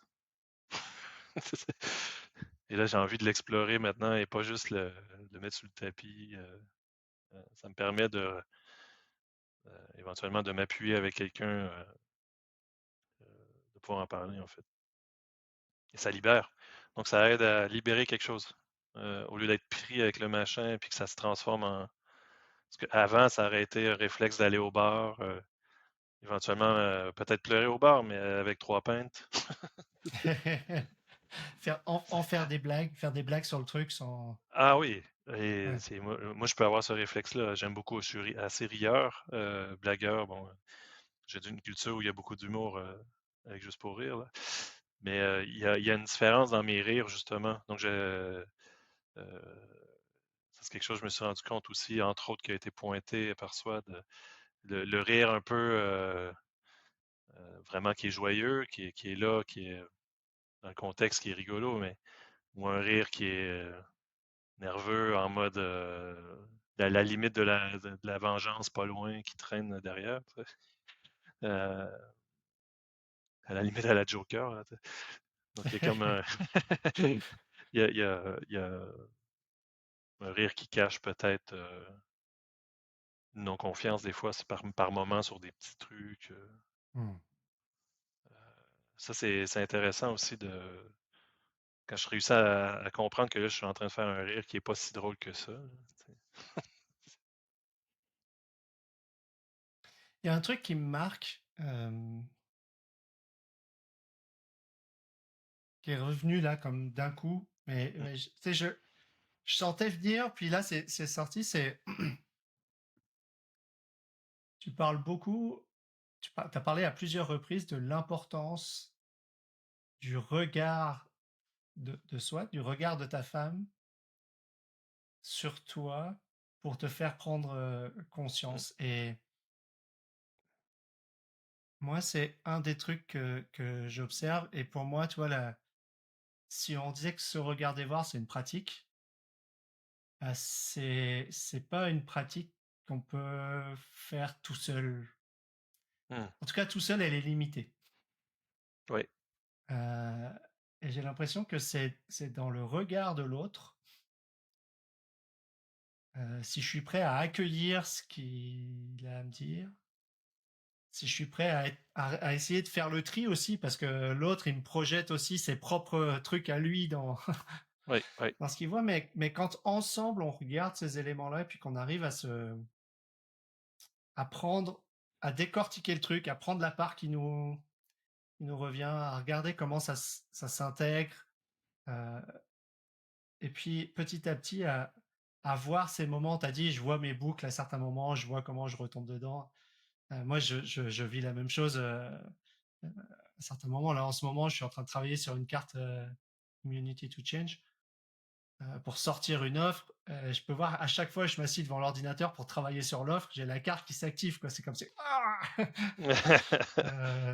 Tu vois? Hier, je publie un post LinkedIn, mais avant d'appuyer sur le post, je sentais Mm. le truc. Donc ça, c'est le côté perso. Donc il y a le côté perso en se confrontant au monde extérieur, mais il y a aussi vraiment le regard de l'autre en disant: «Bah, tiens, j'observe que dans telle circonstance, tu as tendance à faire ça, ou tu as tendance à le dire de telle manière, ou tiens, j'observe que là, tu as dit 2 trucs, ta voix a changé», et ainsi de suite. Mm. Hem, c'est pas tout le monde, je pense, qui a qui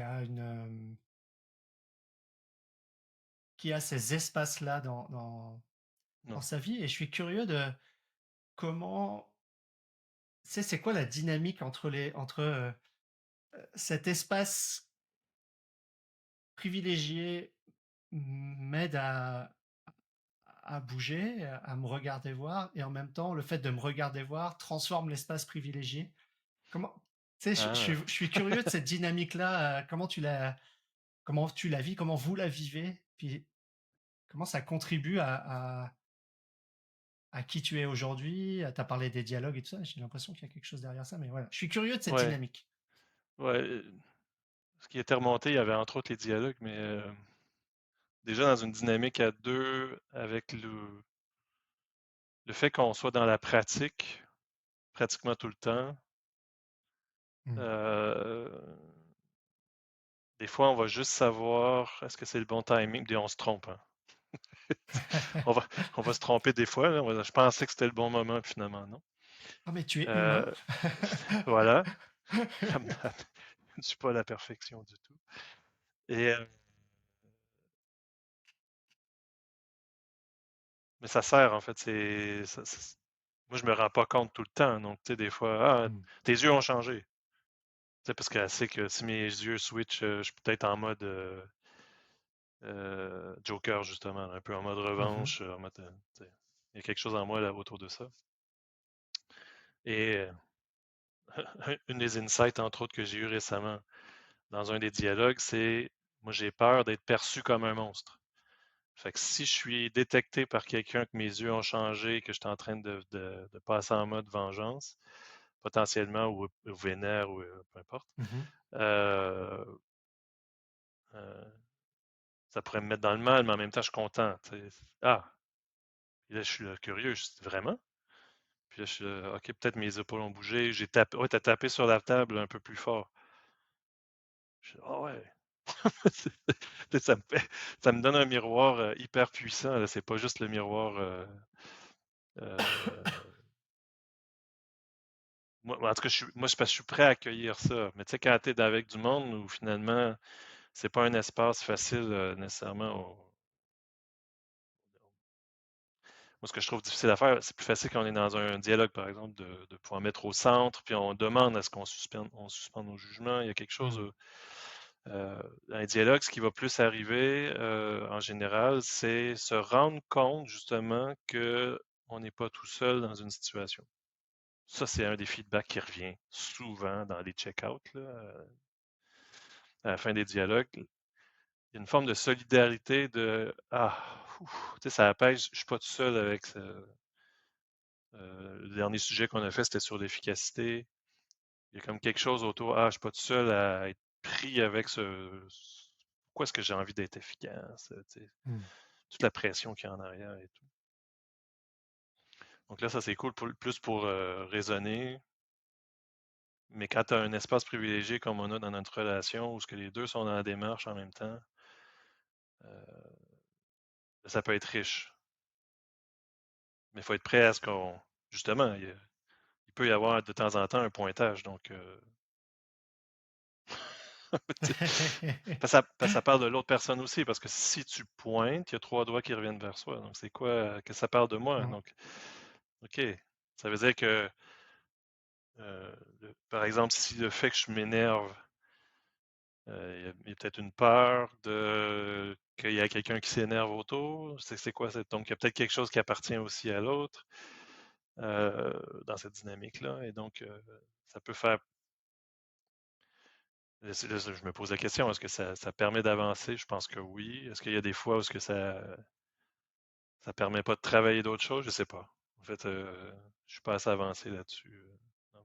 Mais bon. Je trouve que ça reste assez riche au final. Ouais.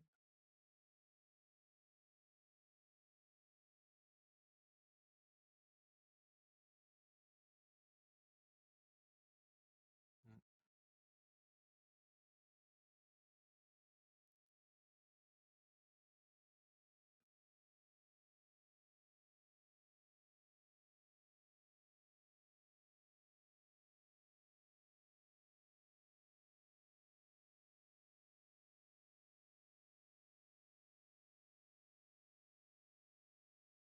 Parce que là, je viens de me regarder voir. Euh, un de mes patterns, c'est de m'hyper préparer avant un atelier, si on enregistre un podcast.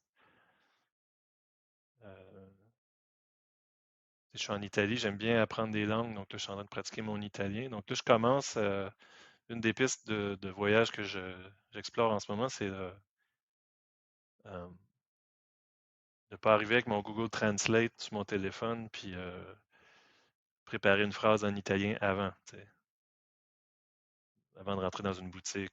Hmm. J'y vais avec ce que je connais à ce moment-là. Ça sera tout croche, c'est pas grave. Je pratique mon italien. Mais tu sais, le fait d'avoir des outils aujourd'hui, c'est vrai pour le tourisme et tout, euh, ça a double tranchant, là. Ça me fait penser à du Gunther Anders. Qu'est-ce qu'on perd? Ben, on perd un peu de spontanéité. Des fois, on peut perdre des opportunités d'apprentissage. Et je suis arrivé, je m'étais quand même mis deux, trois mots, tu vois, sur une petite feuille, là, tu sais, de petits sujets que ça pourrait, au cas où, tu sais, si jamais. Je vois que ça fait quand même un certain temps qu'on parle. Donc, là, j'avais mis mes livres récemment que j'ai lus. C'est comme ça s'imprègne pour moi. Tu sais, il y a comme quelque chose de. C'est assez rigolo. Moi, dans l'année qui vient, ça va être une des choses que j'ai envie d'explorer. Là, c'est de. Je peux-tu arriver comme ça, mode spontané? Hmm. Et c'est OK si c'est moi. Tu sais, c'est un peu popcorn. Tu t'en parlais des fois. Vous savez, avec moi, ça fait ça un peu des fois. Il y a comme 15 sujets qui pop à gauche, à droite. Puis bon. À la fin, est-ce que ça fait sens? Je sais pas, mais il y a quelque chose qui s'est passé. Et est-ce que c'est OK? Parce que c'est comme ça que je fonctionne. Donc, je me suis quand même observé, regardé, ma tête a baissé, j'ai regardé ma petite feuille, j'ai vu, y a-t-il des sujets que j'aurais eu aimé Tu vois, c'est Ouais, rigolo, moi, je suis allé. je me suis observé là. Ouais. Moi, je suis allé dans. J'ai fermé les yeux aussi et je constatais la paix, Mm. euh, la paix présente pour moi. J'ai pas mal de sujets en ce moment. Je te parlais de ma carte, je te parlais voilà, c'est le démarrage de l'année. Il y a différentes choses à mettre en place. Euh, Ce matin, enfin, toi, il y avait les derniers tests là pour cette. On enregistre sur une plateforme, c'est la première fois que j'enregistre dessus, donc j'ai testé deux trois trucs. Et je m'aperçois au fil de la conversation, là, pouf, tu parlais tout à l'heure de je Mm. discute une heure et demie, je suis en train de regarder, ça fait une heure et demie euh, qu'on est là et j'avais pas cette perception du temps et je percevais ce temps de silence et cette paix. Et ce qui est marrant, c'est ce qui est monté, avant que tu reparles, ce qui est monté, c'est tiens, la dernière fois qu'il y a eu un long silence dans le podcast, l'appli que j'utilise pour nettoyer le son, elle m'a demandé si c'était normal de laisser les 30 secondes de silence, enfin de plus de 30 secondes de silence ou s'il fallait les couper. Et je me suis dit, mais waouh, qu'est-ce qu'on est bien finalement. Exact. Voilà. Donc, Ouais, il y a certains jours, je décris ça comme, tu sais, comme si j'avais un drone. Toi, tu parlais d'être le réalisateur ou le metteur en scène qui regarde en même temps. Moi, je le vois un peu comme les mecs qui les mecs qui, moi, je regarde des vidéos de ski extrême, là, Hmm, enfin, hors piste. oui, Puis t'as les mecs ouais. qui sont suivis par leur drone pour se, pour se filmer, mais j'ai un peu cette impression-là, des fois, de me regarder dans le truc. Et là, c'était pas présent, en fait. C'était juste ouf. Hmm, Cet cet espace-là. J'ai l'impression que c'est aussi ça, en fait. C'est aussi, justement, arrêter de regarder et, et être, être avec ce qui est hmm. et sentir plus proche. Jean Trudel, bah, que tu connais et puis qui a fait des épisodes aussi, il dit what is, tu sais, Hmm. trouver qu'est-ce qui, enfin, tu sais, réussir à être dans ce qui est vraiment versus tout ce qu'on met comme, comme apparat, comme décor autour de ça. Ouais, filtre, modèle. Mm. Ouais, les concepts. Moi, quand tu vois les lunettes à travers des lunettes particulières. Euh, je l'ai vécu même dans une boîte où j'étais où euh, finalement je trouvais que tout le monde se mettait à parler à travers le modèle. Finalement, tu étais catégorisé. Mm. Et c'était assez violent finalement. Et, ah, toi, Alex, c'était un rebelle, je sais plus quoi. Puis c'était comme, tes déclencheurs sont ça, tes trucs, c'est ça. Et ça, c'est complexe de. Moi, je trouve que c'est un bel exercice que j'ai envie de mettre aussi en test un peu cette année, d'arriver avec la personne, même si je la connais depuis longtemps, toi, ma femme et tout ça. Dire, OK, ben là, aujourd'hui, je suis avec telle personne. Justement, j'y mets pas l'étiquette de ce qu'elle a dit il y a 5 ans Mm. dans sa super conférence que j'ai déjà vue. Ça se peut qu'elle ait bougé depuis. Ça m'a beaucoup parlé en écoutant votre échange l'autre jour. Et je pense que ça serait source de richesse énorme de prendre la personne comme elle est, what is, là. Et puis toutes les guerres qu'on a fait ensemble, ou je sais pas quoi, là, tu sais, tous les trucs de. Supposons que j'ai travaillé dans une start-up pendant 3 ans, c'était assez intense et tout. Puis là, supposons que je revois mon pote Bastien, ben, est-ce que je peux voir Bastien? Je le reverrai sûrement à Paris. Là. Bastien, ce jour-là, peu importe avant, et pas lui coller tout ce qu'on a fait Mm. dans les différents projets qu'on a fait ensemble et tout. Je me demande qu'est-ce que ça peut donner. C'est assez ouvert pour moi. Je n'ai pas de réponse là-dessus ou d'expérience, mais c'est une autre de mes intentions, on va dire, de l'année. Mm.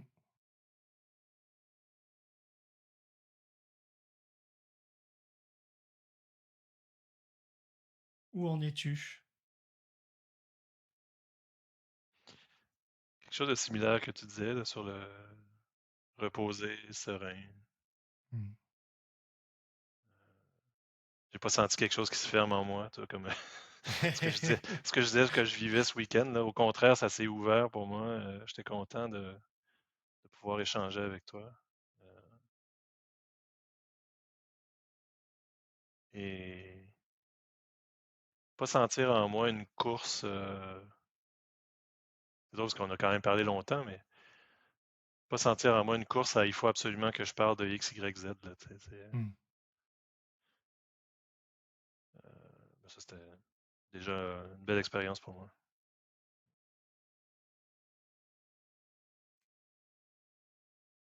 Si on se rapproche tranquillement de la fin, Mm.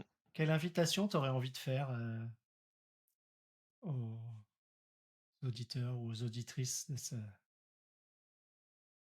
vidéo et ou podcast, selon la manière dont les gens vont le consommer? Ben, c'est une invitation à ralentir. Please. Je trouve que je trouve qu'on a tellement besoin dans ce monde, justement, où quand on ralentit pas, ben on réussit pas à moins consommer. On réussit, tu sais, j'ai quand même, je lis aussi tout ce qui est autour de l'écologie. Je pense à Mhm. ça. Et je crois que si il est urgent de ralentir, Mm. peu importe c'est quoi le format, le premier pas, on s'en fout. Mais un truc, euh, je le souhaite en tout cas. Je veux pas envoyer une injonction, mais tu sais, je le souhaite.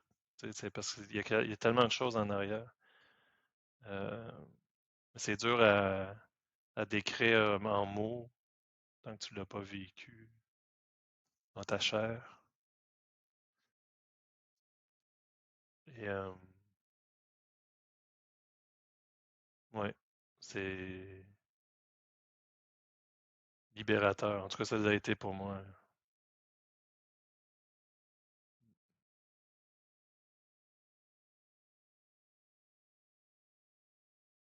Si. Avec plaisir. Et la dernière question, avec quoi est-ce que tu repars?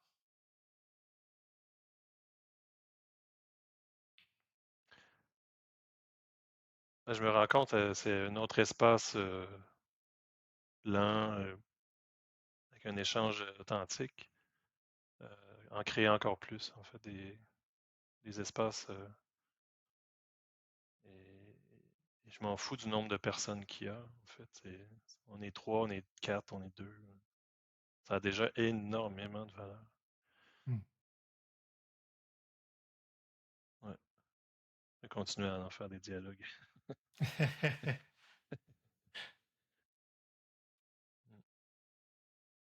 Merci. Euh, Moi, je repars avec du calme. Ta dernière phrase me rappelle l'espace que j'ai créé avant les fêtes, là, autour de la question dans quelle question au pluriel éveille les potentiels génératifs d'une humanité florissante. Euh, on avait eu une belle conversation avec la personne qui est venue. Et ouais, c'est une question de priorité. Je me rends compte que moi, je pars avec la conscience de ce tiraillement. Tu fais l'invitation à ralentir là juste avant. Je pars avec la conscience de ce tiraillement entre ralentir et une énergie en moi euh, d'exécution, de réalisation qui est présente et de- du cadeau de ces moments et de trouver et d'accepter cette dynamique en moi. Ouais, je repars avec Mm. cet apprentissage, des moments d'action et ainsi de suite. Et ouais, j'ai envie de réussir à terme à faire les deux de façon saine, sereine et nourrissante pour moi. Alex, merci beaucoup. Merci, Tremor. Et, euh, et puis, bah, à très bientôt.